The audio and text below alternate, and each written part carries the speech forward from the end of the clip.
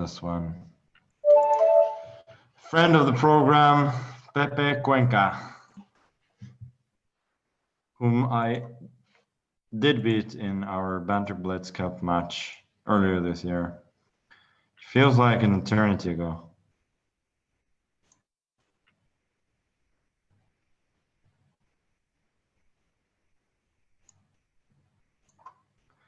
Let's go, Pepe. Vamos.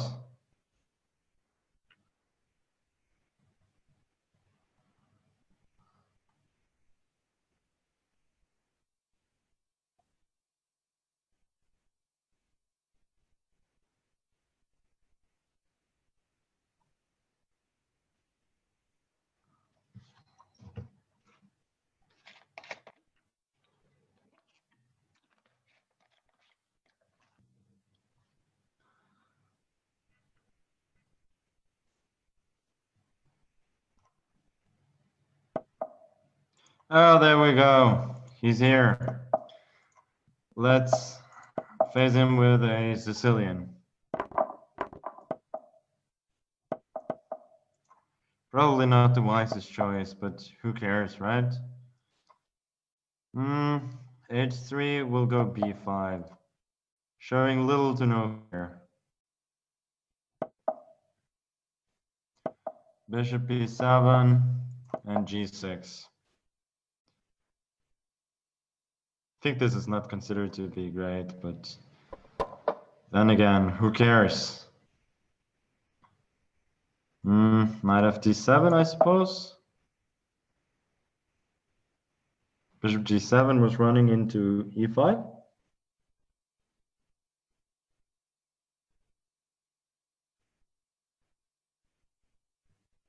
At least I'm making him think. A4 is very logical. I think I have to chop that one off.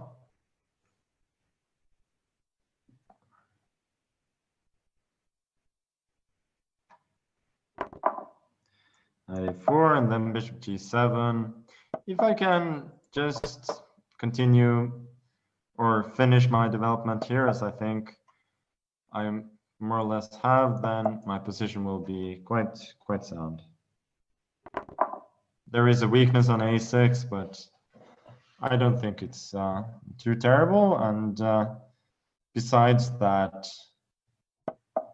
could be imagined that G4 is more a weakness than a strength here.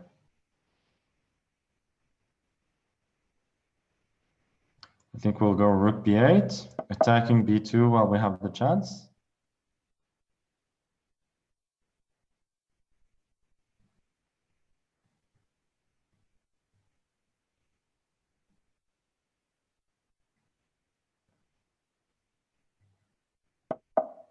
Yeah, I was hoping he wouldn't dare to take an A6, and he hasn't, so good for me.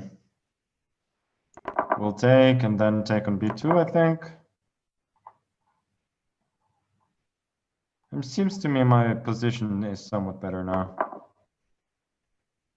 This one.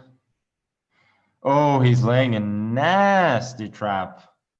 Let's say Queen C8, then he would go Rook takes C6, Queen C6, Knight D5 with a double attack.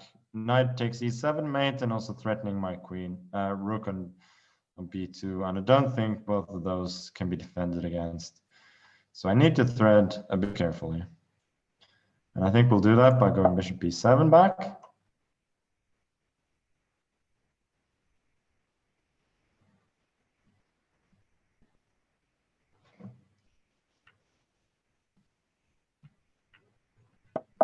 Rook A7. We'll go Knight C5. I think now I should be in the driver's seat.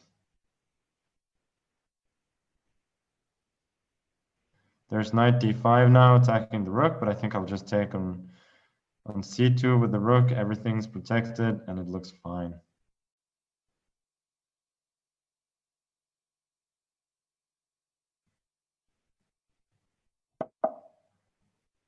Yes.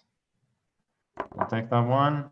knight b4 attacks the rook, which leaves it a bit short of squares, but would have had knight e6, then rook returning to c7, protecting everything. Now after this move, e5, it's logical, of course, opening up. I think we take it. We chop off the knight, which could be dangerous. And then we chop off some more. We go e6. And